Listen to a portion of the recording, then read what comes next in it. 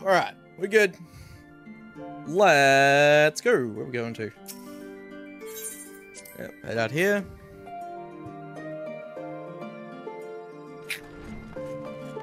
Sweet. Oh, look. Oh, it's sunny outside. Hey, fuck yes, dude. There it is. That's sick.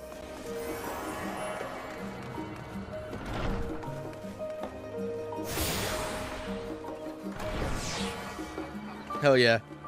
You tune yourself to all the Ethernet shards in old Charlan. Beautiful stuff. Ooh, what's that? The hunt for specimens. Might pick that up. It's probably like a, some sort of... It might be like the tank roll quest or something. Maybe? If I had to guess. Sights of the End. Oh, that's probably... Oh, that'll be the sightseeing books. Yep. Alright, we'll go pick those up as well.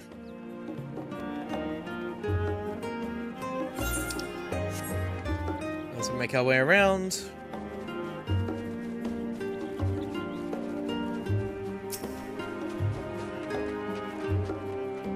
My directions were easy enough to follow, I hope. In any case, you stand now before the doors of Numenon, Charlan's grandest collection of books and tomes. This building is actually only an entrance, and one of many at that.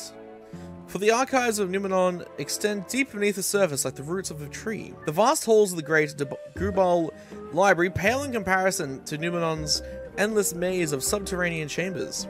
Any citizen of Charlan is free to enter and peruse its shelves, well, most of its shelves. Only Archons are afforded access to certain restricted vaults. I've dispatched Y'shtola and Araha to investigate those. Meanwhile, Alistair and Alphino will help me continue my research through the stacks open to the general public. Your status presents more of a problem. As a non-citizen, you are only permitted to browse the first floor here at the entrance. Even so, there should be a number of books which touch upon Charlan history or foreign policy. Your task will be to find and study the relevant publications. I promise you, a working knowledge of those subjects will make it far easier to spot the sort of clues we're looking for. Let us be about it then, shall we? I've told the others to meet us at the stone benches over there once they've found some promising tomes. Happy reading! Alright then. We gotta go read some books. Sup, nerds? You guys ready to read some fucking books? Yes.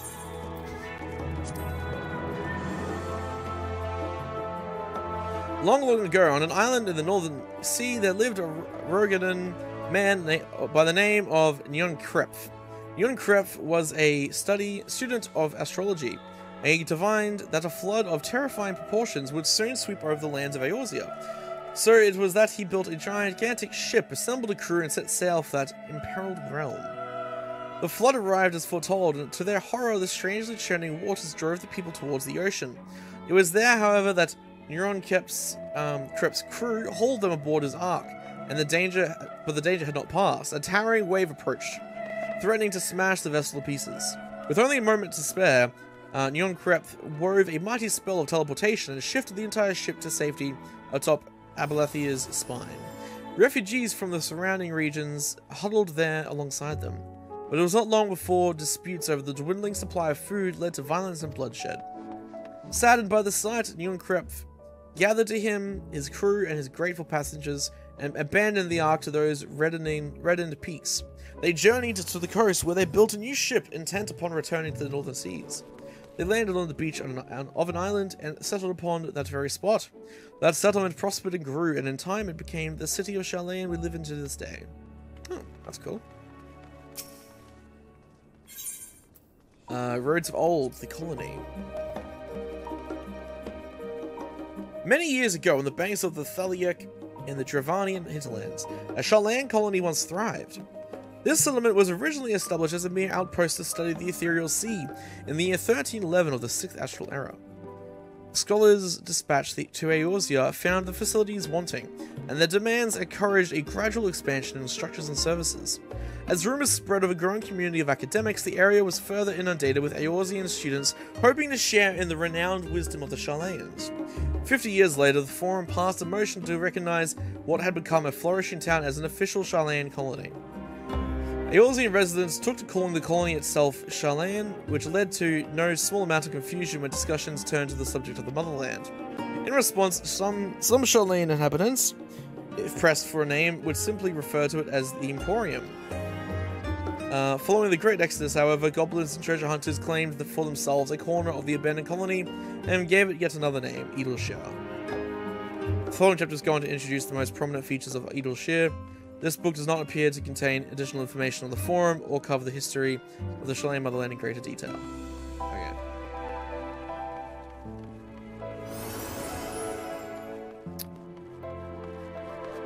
Speaking of Edelshear, I should probably go there and get another scroll.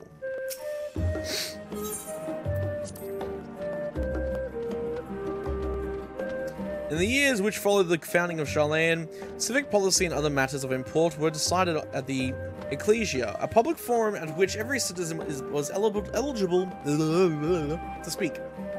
As the city's population grew, however, this format became increasingly impractical. The larger number of participants gave rise to ever longer debates, resulting in significant delays to vital resolutions. Various measures were introduced in an attempt to curtail protracted discussions, but in the year 201 of the 6th Astral Era, it was ultimately decreed that Sharlayan would transition to a new form of governance. The nation would now be led by a body of 99 members, citizens chosen from amongst their peers by means of a nationwide vote. Thus was the forum as we knew it today conceived and created. Yep. Blue-covered book, An Introduction to the Heavens, as I read. Have you ever gazed at the skies above and contemplated the mysteries contained therein? I speak not of shifting cloud patterns, but of the vastness beyond, of the sun and the twinkling tapestry of the night. Some think the dome above us to be finite space, yet amongst the leading thinkers of our age, one scholar's depiction of a boundless sea of stars has firmly taken root. Alas, this heavenly sea remains an unreachable, unknowable destination. There are few indeed who can explain in satisfactory detail why our own star is believed to revolve around the sun. It was the technologists of Alag who came closest to understanding the laws which govern that starry abyss. It was they who launched Delamud and sought to expand beyond our earthbound existence. Having read their ancient ambitions, however, has your interest in this field of study waxed or waned? What if I were to tell you that the eternal constellations were arranged differently in the distant past, but their positions continue to shift almost imperceptibly but measurably as we journey into the future? Would it shock you to learn that the stars drift further and further apart, and may indeed do so forever? Are you eager to learn more? Alright, not related to Sharlayan at all, but cool. Forever 20 Summers. It's probably not related at all either. Fuck it. My beloved seekers of knowledge, have you ever put learning before your health and neglected to feed and rest your body as you should? I too once engaged in such foolish practices, but one night, engrossed in philosophical study, I had an epiphany. For all the world's mysteries that drive us to reckless abandon, we have so very few years of life in which to achieve our goals. Thus do I share with you this mantra: I am forever 20 summers young. The number itself is unimportant. You could be 19 or 23 or 40. Whatever age you are when you discover this manual, let that be the age you aspire to remain. Through mindful, healthy living, will you extend the time available to spend upon your chosen research. Another day, another moon, another summer to grasp the greater truths you pursue. In the pages that follow, we will explore the secrets of maintaining one's physical condition from the biological, ethereological, and arcane viewpoint. Also not relevant, but interesting regardless.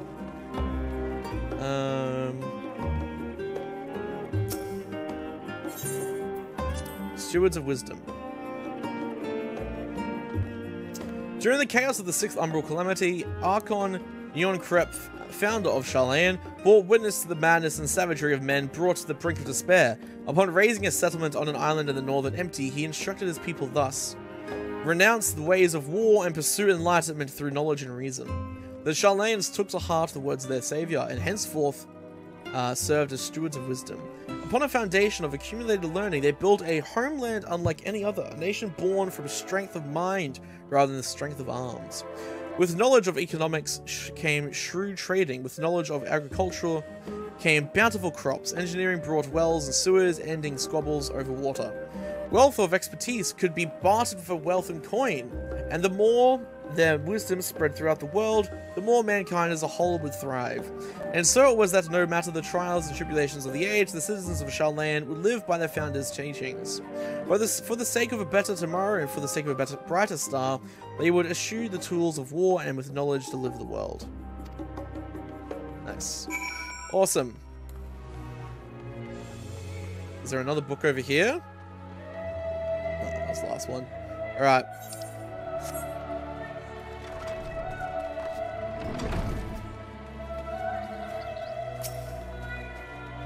Right here.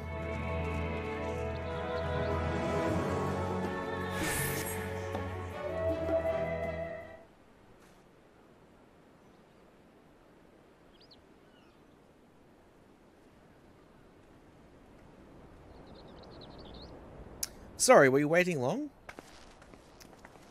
Not really.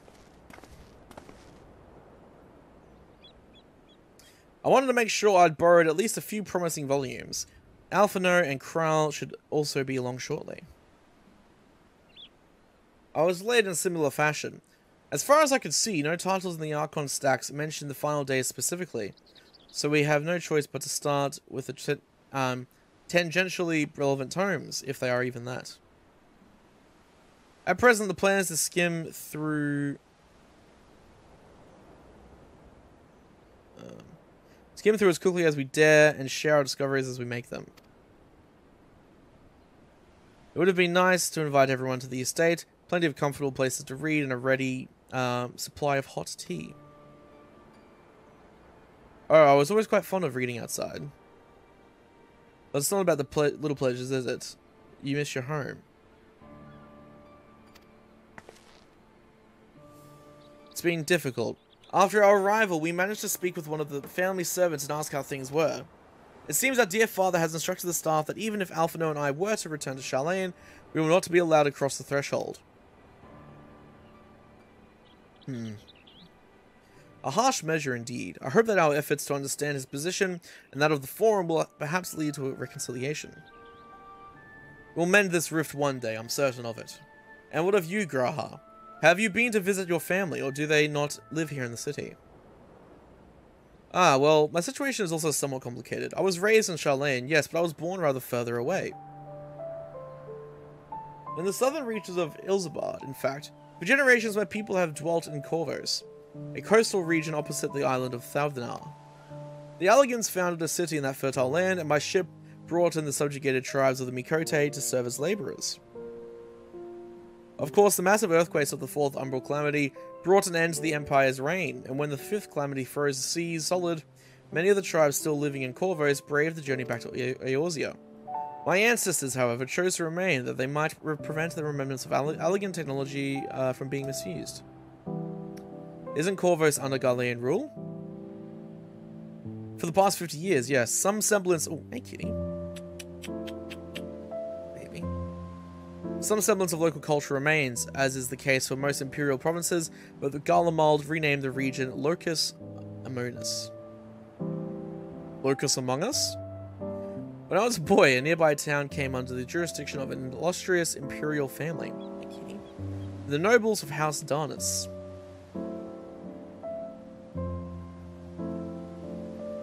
House Darnus demonstrated a singular... Kitty. What are you doing? House Darnus demonstrated a singular interest in Alligan civilization, and so my tribe was forced to consider a plan of action. For some time already, voices had been raised in favor of abandoning our ancient customs. After all, the Alligan eye no longer passed to our eldest children as reliably as it once had. Fear of discovery eventually tipped the scales, and the decision was made to bury our ties to the knowledge and traditions of Allag. As the last child born with the Alligan eye, I was given over to the custody of the friends and the students of Baldeshian, who had me registered as a Sharlayan citizen. I never even considered. Forgive me, it was an unkind question. Even Thancred was taken in by Archon Louisoir, was he not? Stories of adopted waifs and rescued orphans are more common among Sharlayans than you might think. Yet regardless of our origins, we are all provided with an equal opportunity to learn, and with sufficient perspicacity, we outsiders can even earn the valented title of Archon. It is exactly why I have such love for this country, and why I wish it to remain a nation of which its citizens can be proud. Hear, hear. Another good reason to get to the bottom of the forum's stubbornness, aside from the trifling matter of our impending doom. True. Excuse us while we try to make some headway into these books, Axel. More company should be arriving any moment now.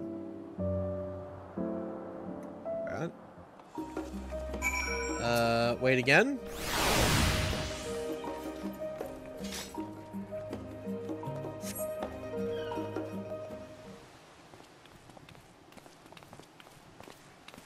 Oh, here we go.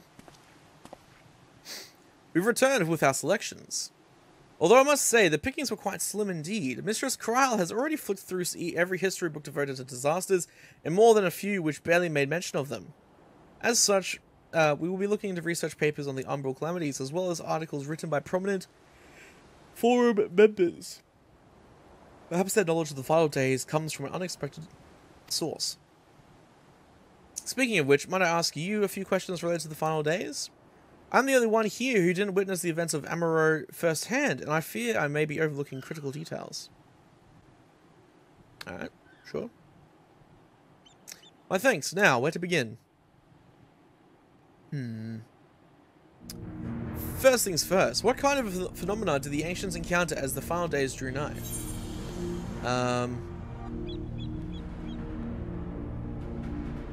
Complete destabilization. Wasn't that happen yet? Complete destabilization of creation magics. Yes, the unfolding catastrophe wrought havoc on all manners of life. The chaos extended to the ancients themselves, causing their powers of creation to spiral out of control. Fear and despair manifested in terrible, tangible fashion. Meteors raining from the sky, fire erupting from the ground, indescribable abominations prowling the streets. That more or less aligns with my understanding. If only the arts of creation had survived until the present day, we might have had something substantial to analyze. To the best of our knowledge, however, those techniques were not preserved or passed on. Ishtola surmises that the closest known magic is that of the summoning rituals promulgated by the Assyrians. Was there aught else of note which heralded the approach of the final days?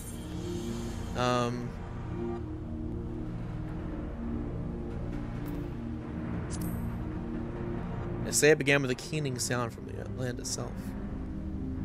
Ah yes, the Amoratines spoke of it, didn't they? We never heard this sound ourselves, of course, thrust as we were into the midst of the madness. But it seems that each and every one of the catastrophes was preceded by this ominous noise. Eventually it resounded all across the star, and not even Amaro was spared. So the ground was crying out, you say?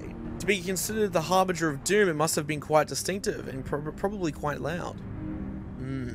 Yes.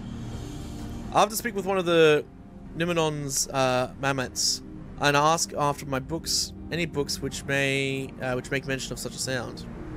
Want to become famous? Get fucked. Delete it.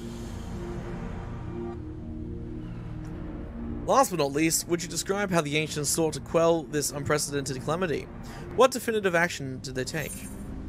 They summoned Zodiac.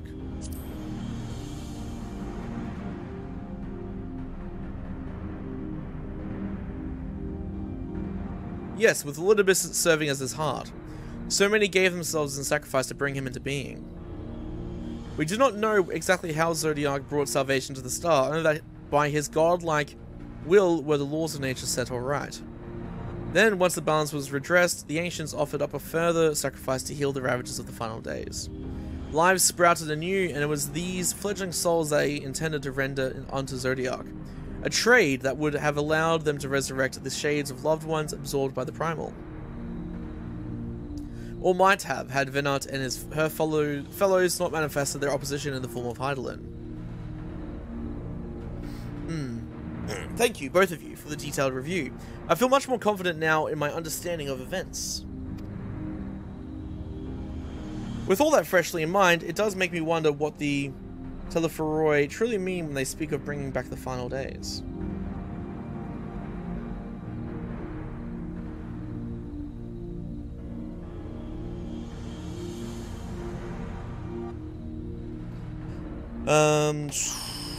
Yep. We see what they're doing with those towers of theirs. Is forcing people to summon primals a kind of catalyst? Or are they attempting to mirror the conditions caused by the unstable creation magics? Or they're simply using the final days as a figure of speech, a convenient metaphor for the scale of destruction they plan to unleash. But this is all just pointless conjecture at this point. Let us return our attentions to the forum, shall we? We should keep an eye out for Y'shtola, but 'tis time we began studying these research papers. Alrighty.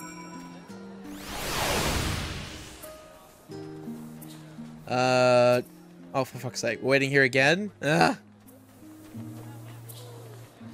just popping Shaz's stream open.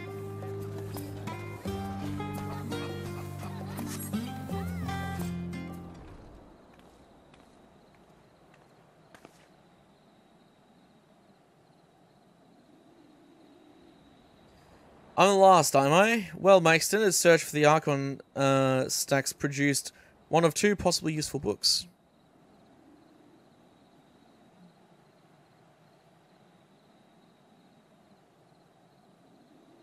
But I wouldn't get your hopes up. Excuse me. Oh my god. If you recall, Urianger learned of the source's reflections from the Garon oracles. For its potential to cause panic and confusion, that tome was deemed Apocrypha and sealed away in the Great Google Library. It is even less likely that knowledge of the unsundered world, not to mention the horrors of the final days, would be left sitting on a shelf for any curious scholar to find.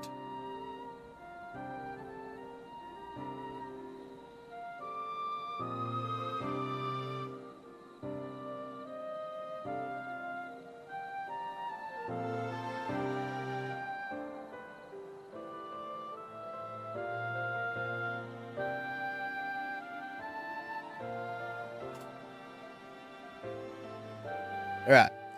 It stands to reason that but the Archons or counselors should perforce be largely ignorant of the subject.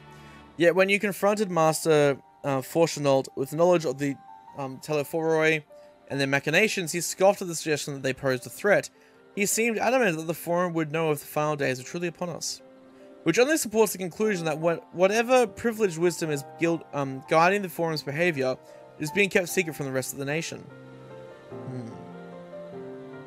Or so they either don't know, or they don't believe the end days are coming, or they do know and they're hiding something. Not that I mean to excuse myself from reading Tutti. Whether they contain mention of the final days or no, these books could yet hold something of value. You weren't thinking of leaving, were you? There's plenty of work for everyone. No, wasn't planning on that.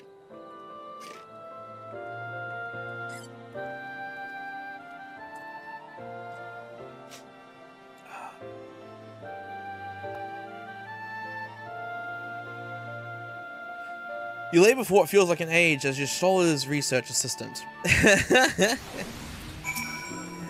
Oh man. Here we go, Kryl. Oh dear, you look exhausted. What about your studies? Were you able to find any books on the subjects I mentioned?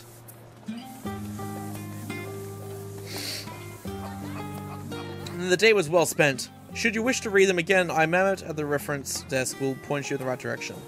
For the moment, though, I suggest you take a well-deserved rest. We might be occupied with our research for quite some time.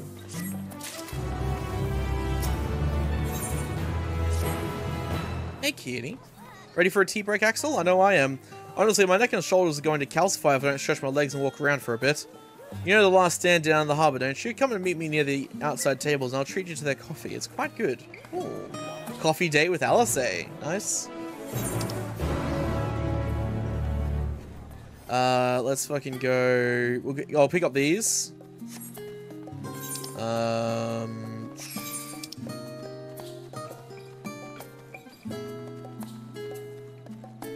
Yeah, I'll go pick up these.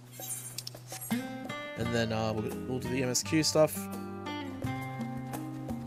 I really wish you could mount up in here, man.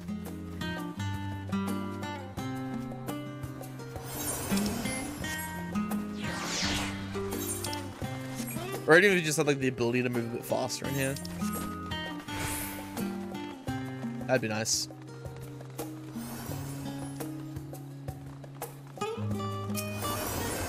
Diminutive Gleaner. Oh, hello, dearest mother. Oh, thank you. Yeah, hang on. Look at my character. Hang on a sec.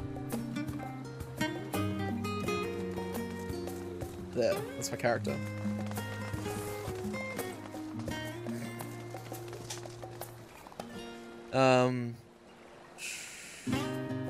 Make sure you close everything up. Oh, we got some water. Fuck. Do my eyes deceive me? Are you Axel DG? Yes, I am. I'll pour myself a drink. Well, as I live and breathe, it is you. Ha! I knew I'd be the first to track you down. Who's the guild ship's top hunter now, eh? Wait, you have heard of the guild ship hunts, yes? They are not so different from the hunts you're familiar with in Eorzea, but as I understand it, I'd wager they're rather more challenging. But an adventurer of your caliber would never turn down a challenge, would you? No, you would not. Pray speak with Northota as the peristyle to register your interest at your earliest convenience. Alright, cool. Nice. Hunts, baby!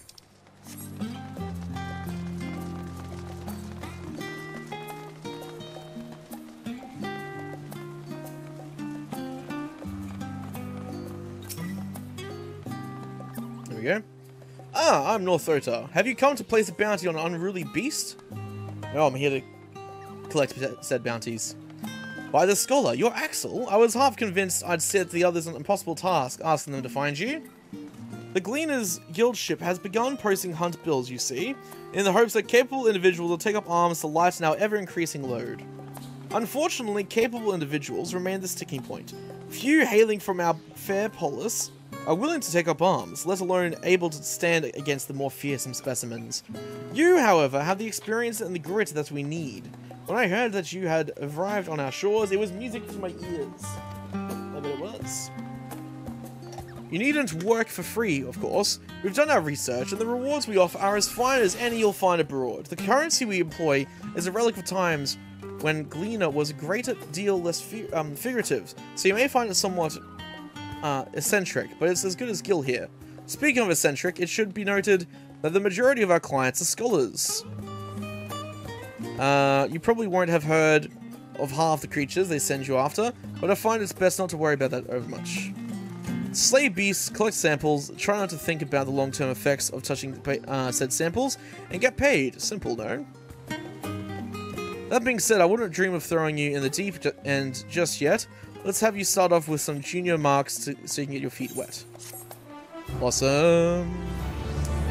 Yeah, dude, I saw your message when I woke up, and it's like, oh, wow, yeah, you started streaming when it was like 4 AM for me, so sorry about that. Time zones are a bitch. You're now permitted to take bills for junior marks from guild ship hunt boards in Old Charlene and Razatan. Defeat the monsters described on the bills, and you will be rewarded with tokens that can be exchanged for exclusive items. To exchange tokens for exclusive items, speak with either Jalakshai in Old Charlene or with Ulmeta in Razatan. New quests and associate marks will become available from Northota in Old Charlene upon reaching level 83.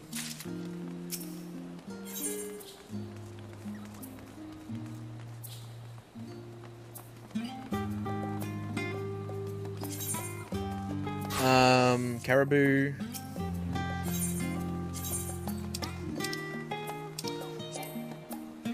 Oh. Oh, it's like, right, it's like the same stack. Gotcha. Yeah. Cool. Alrighty then. And we'll head down here to get this. Sights at the end. And we can go do the MSQ stuff. But yeah, if I'm going to be streaming for 24 hours now, so you'll probably be on when I'm still streaming. But yeah. But if you have any questions, feel free to ask me, man. I can probably help you.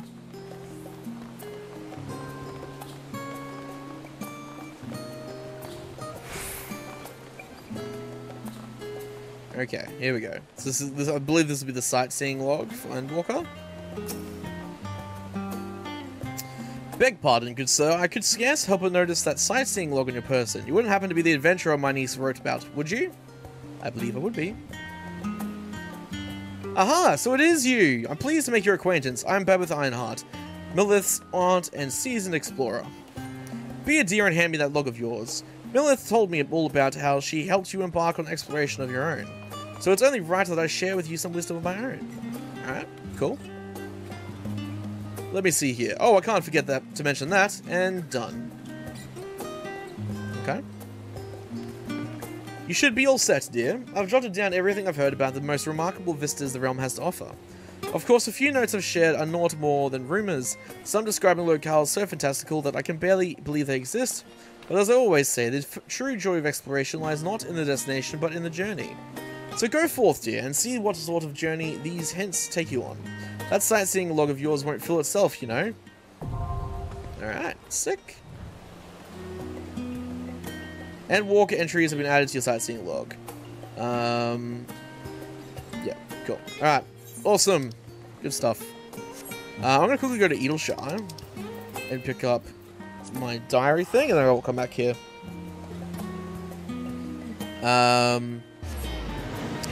So it's 4 p.m. C. I have no idea what CST is relative to Australia. Sorry.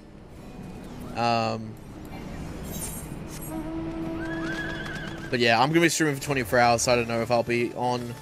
I'll probably be streaming when you start. So yeah. But yeah, as I said, just feel free to, if you're struggling at all, hit me up and I'll be happy to answer any questions. All right, cool. Got a Wondrous Tales book.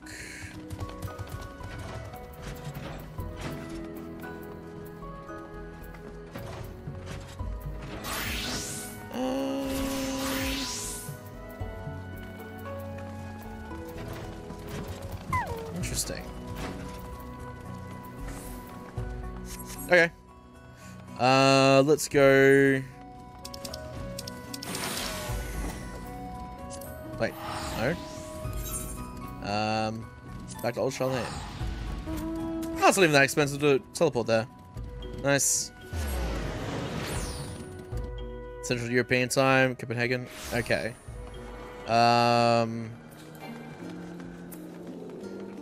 It's like what, 8 hours behind me or something? Something like that. Yeah. Either way, I'll be streaming. So yeah.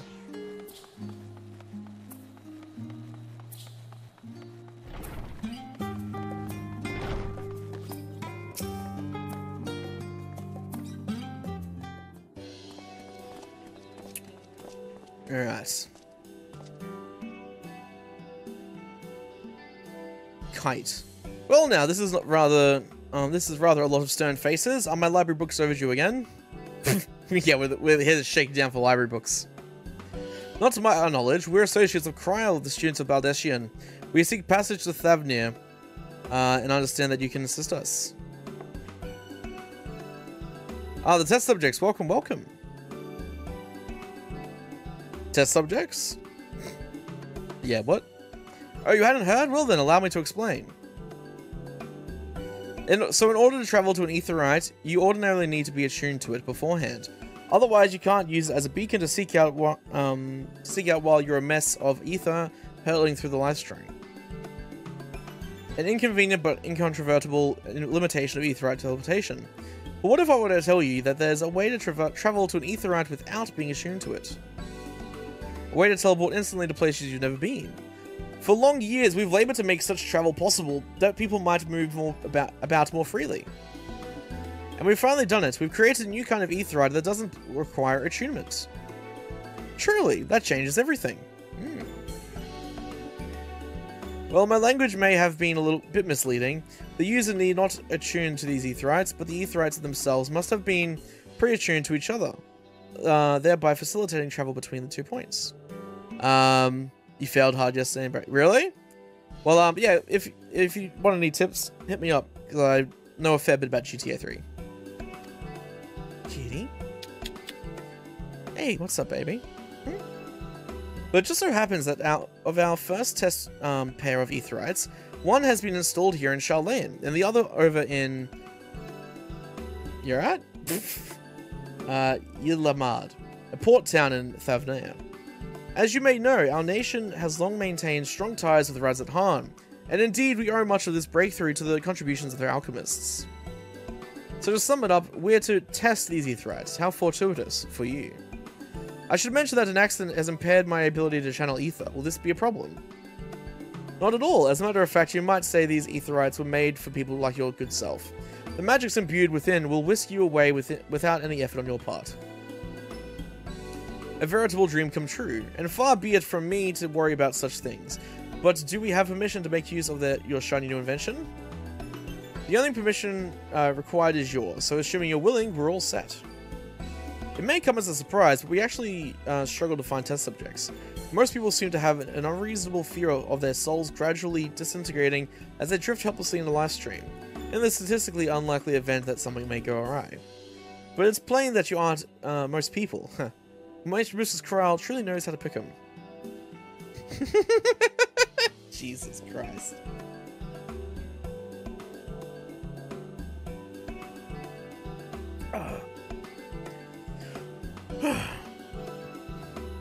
If I might change the subject, Mistress Wolfson and Mistress Blowwider not present today.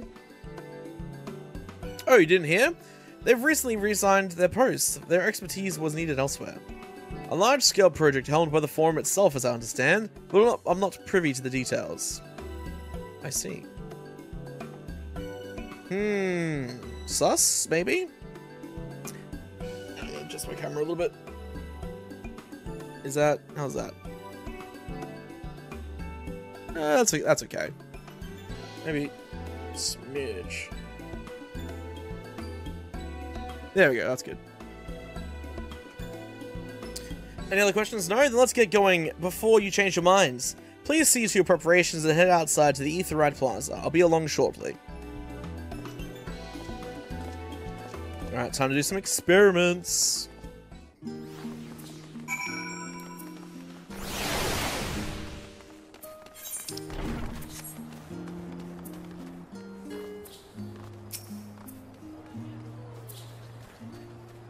Alright, wait here.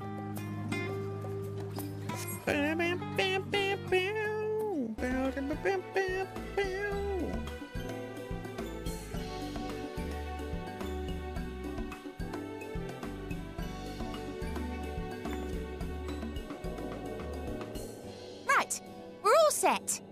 Oh yeah? Just the four of you, was it? Yep. 3. I'm already attuned to the crystal in Thavnir. Ah, fantastic. You are? Oh. I would have preferred more test subjects. Of course you would have. If our 3 travellers could line up here, please.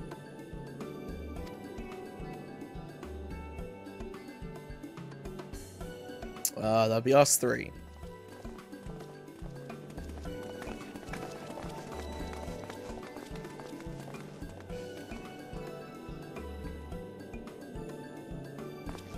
Yes, right there is fine. Take a deep breath, and I'll soon have you soaring through the ether.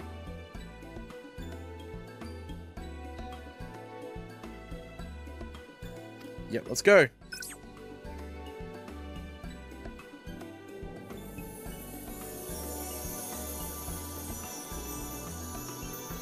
Oh, and one last thing. You might experience a teensy-weensy touch of violent ethereal sickness. Oh, you bitch. Of course. Of course it couldn't go off without a hitch. We're gonna fucking shit ourselves as we fly through the live stream. Son of a bitch.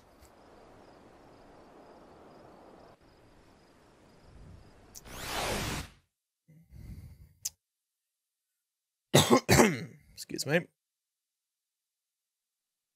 Never showing up. And it's like, oh, surprise, you have been yeeted across the planet.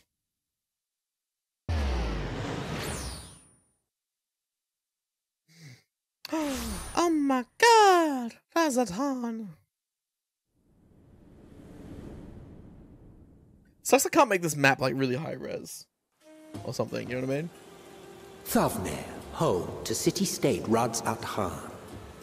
Rising from the southeast waters of the Bounty, This Isle of Plenty served as the battleground for a conflict between two peoples.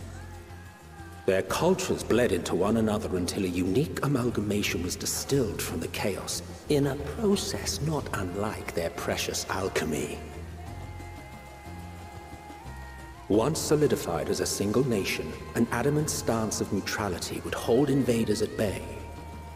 For a time.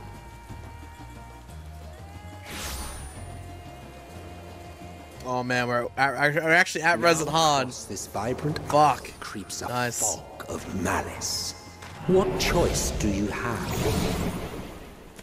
Oh. Oh, this is the sickness.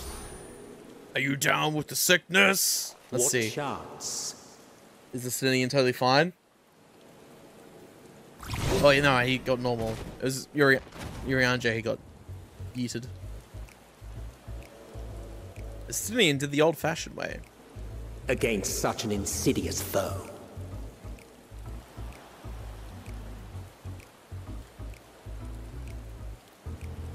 Cool. Thumbnail.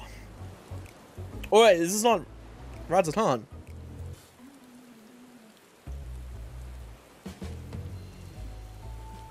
Oh my god. I should have screenshotted that. It's just like, ugh.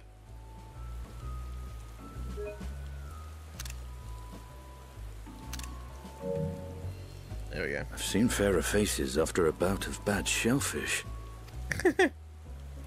Jeez. Let me bring you something to drink. That should help settle your bellies. It's not my fault we feel sick after doing the etherite jump. It's not my fault. There was a note with Kryle's instructions.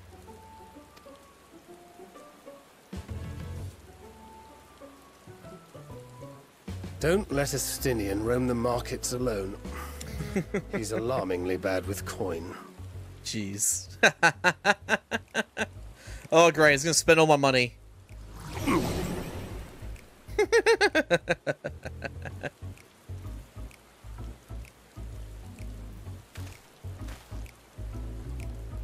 I'm just like, I'll stop him. You managed to pull yourself to your feet, but given your condition, will you be able to reach Astinian in time? Oh, let's attune to the Etherite hit first. Oh, fucking hell. Oh. Oh, shit.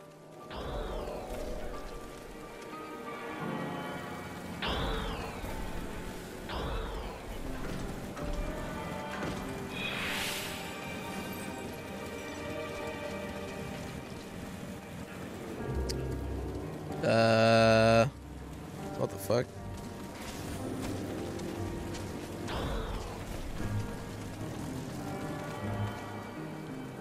Weird. Okay. That's a new one. Alright, here we go. Talk to Astinian. Oh, fuck.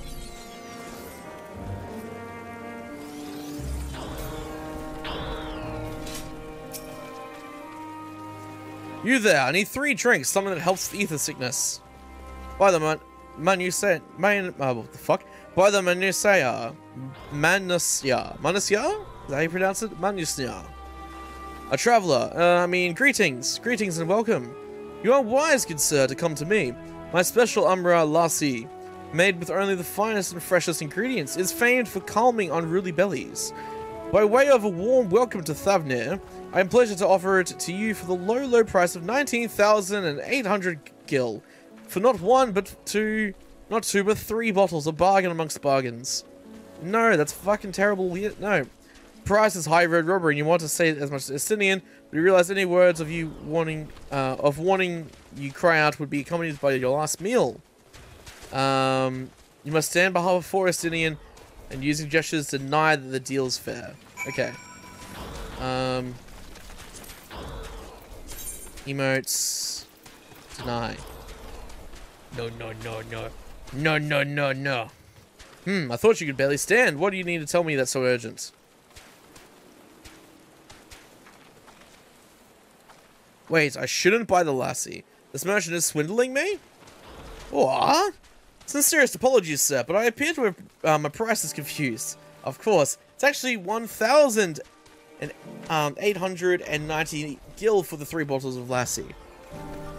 That confusion would have been quite costly for both of us. Very well then, your coin. You sneaky bitch. Here, a bottle for each of you. Take them to the others and get some rest. I'll be back after I've explored the town.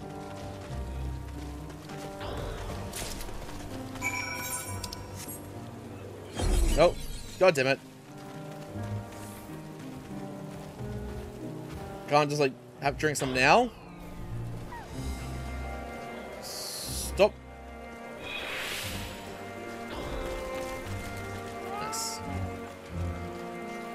Alright. Some Urianje. Yep, there we go. Praise be to the 12. My stomach doth loosen its death grip. My heartfelt thanks to thee, Anastinian, and to the fine fruits of this land. And last, to Thancred, you were in time. Excellent, you've spared us Tartaru's wrath. Sweet, sweet release. If you haven't already, you should have yours too. Good thing I already have.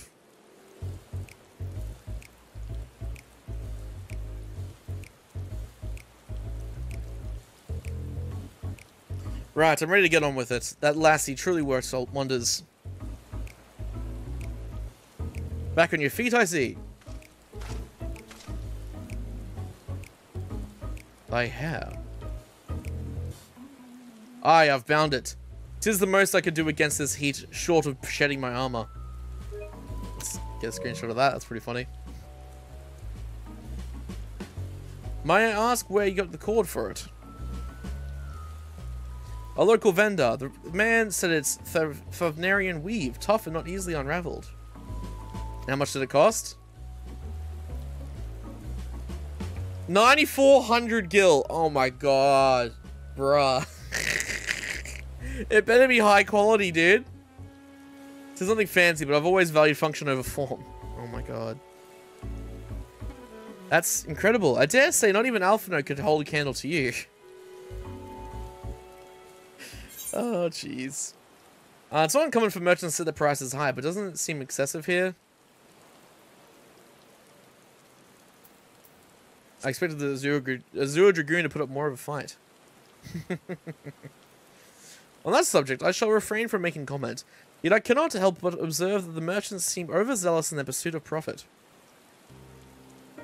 Claiming Thavnir as its dominion, the nation of Radzat Han hath long thrived as a hub of commerce.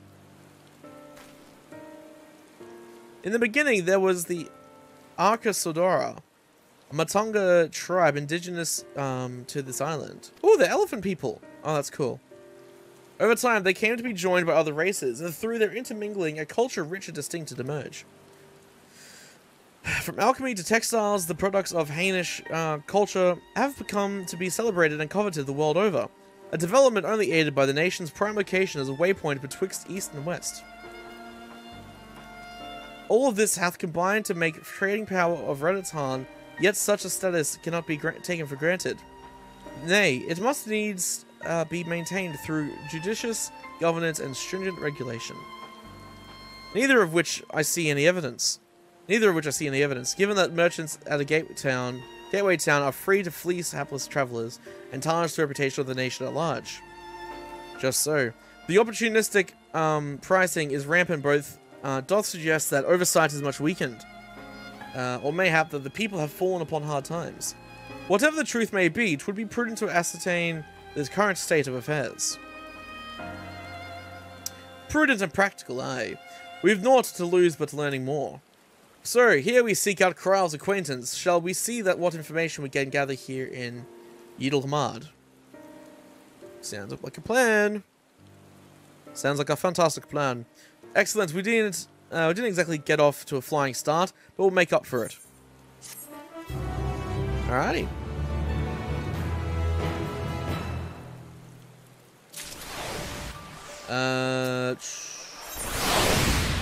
on low tide.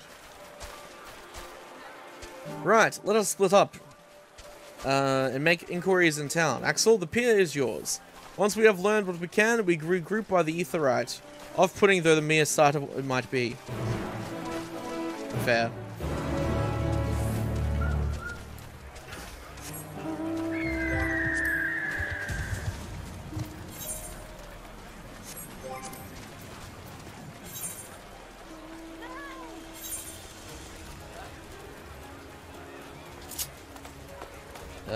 Yeah, there we go.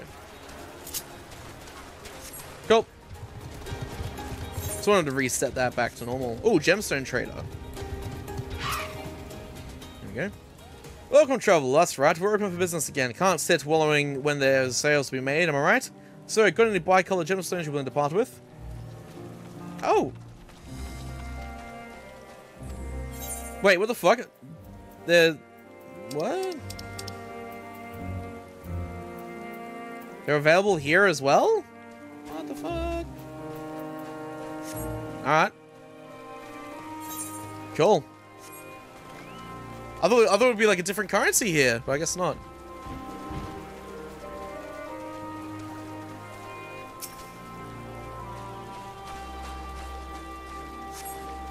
The crate is laden with fruits, but they are on the verge of spoiling as if they've been left too long.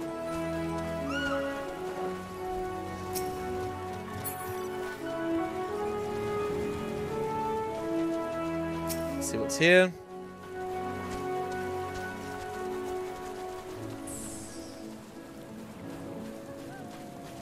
It's a long surveying, just saying. Gazing out from the pier, you spy boats moored off nearby isles, with the silhouettes of larger seafaring vessels farther away. Compared to other ports you have visited in the past, there appears to be very little activity.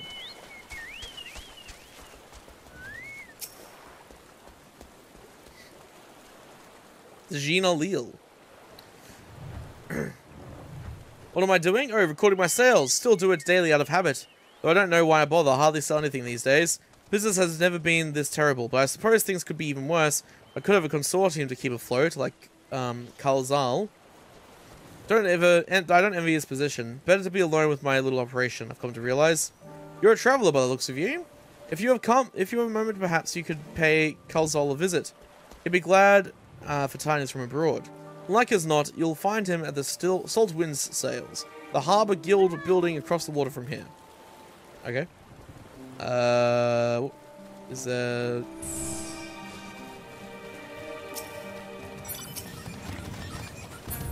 Oh, this person. Okay. Gotta talk to this guy. I was trying to figure out, like, what the hell... what else we were supposed to interact with. Well, now, if this isn't a traveler... Oh! Nice. You're a rare sight in these unsettling times. People have been giving us a wide berth since that accursed tower suddenly appeared in Nurana. Oh, there's a fucking one of the tower things there? If it just stood there and loomed ominously, perhaps things would be fine after a fashion, but no. It had to spawn fell fiends as well.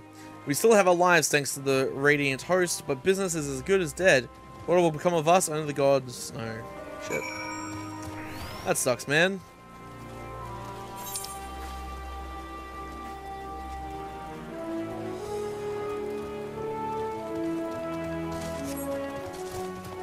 Alright.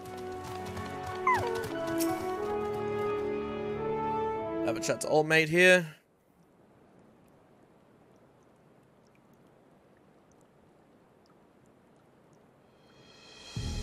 Damaskians aren't coming? But we already have everything they ordered. What are we supposed to do with it? I don't know, but yelling at me isn't going to help. All I know is that their plans have changed, and that's that. Look, you must have known this might happen. The Empire is at war with itself, and the provinces are in chaos. And there's the tower sitting on our doorstep, spitting out monstrosities. The city has its defenses, but we've been afforded no protection out here. We can't blame foreigners for not wanting to take the risk. Gah, but this will be an enormous loss. Alright. Forget about the Damaskians. Surely some ships are still coming.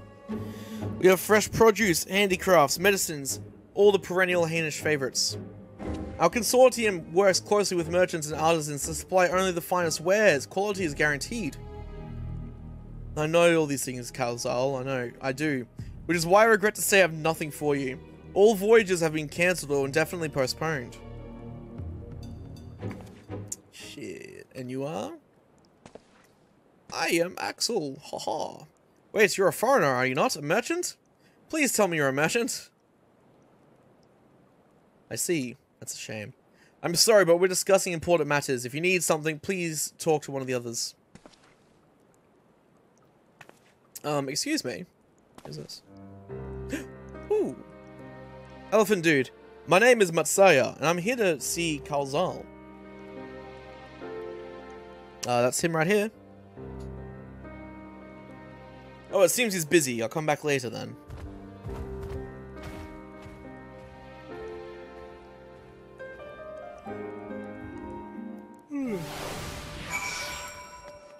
Alrighty. Let's go.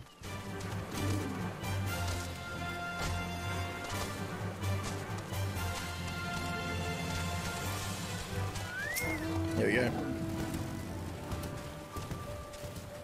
Yes, can I help you?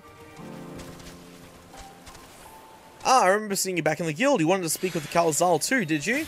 I'm Matsaya, a fisherman of Akiali, a nearby village. I sell my catch to Kalzal, who offers it to foreign merchants, but he hasn't brought anything for a while now. When I heard that the consortium had been struggling, I became worried and decided to come and see him. Just as soon as he's free, anyway. He's a hard-working man. I dare not disturb him.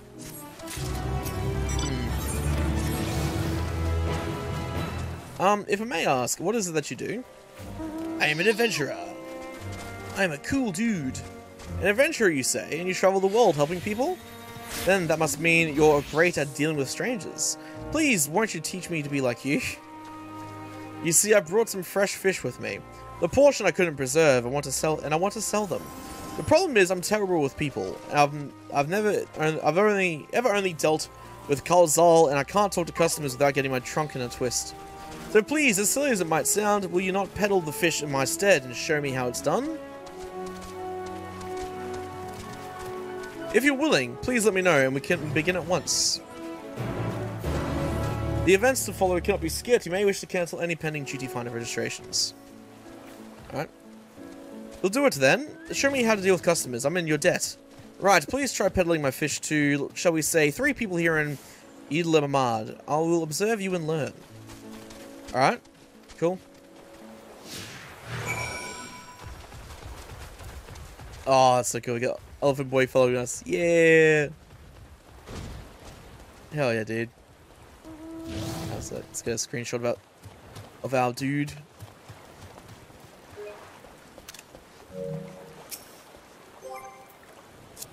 So can I G-pose with him?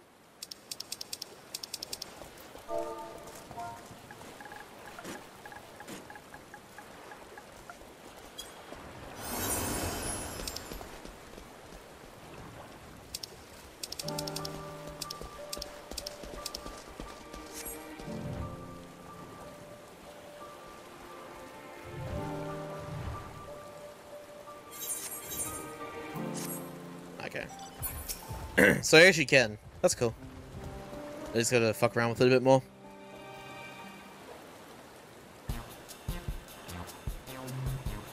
Alright, time to teach this guy how to sell shit. Yes. It's my runner.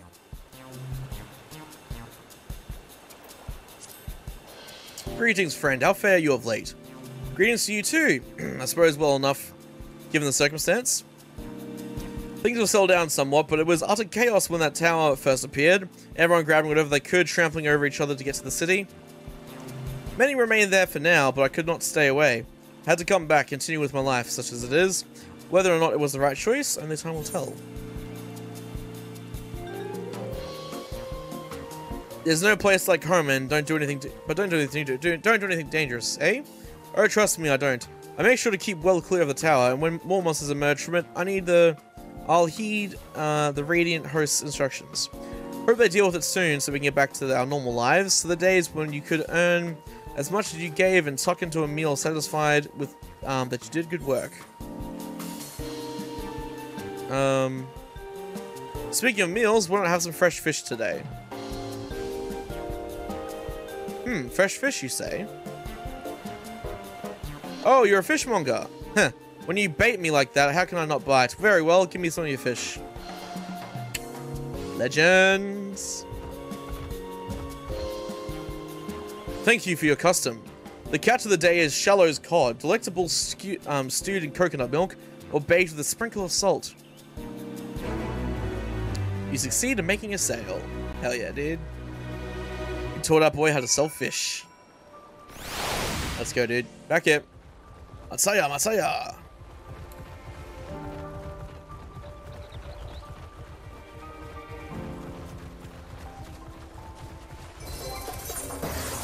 Oh, it's so weird not seeing the belt thing here, eh? It's like a chunk of the UI is disappeared. Alright. Nashreen.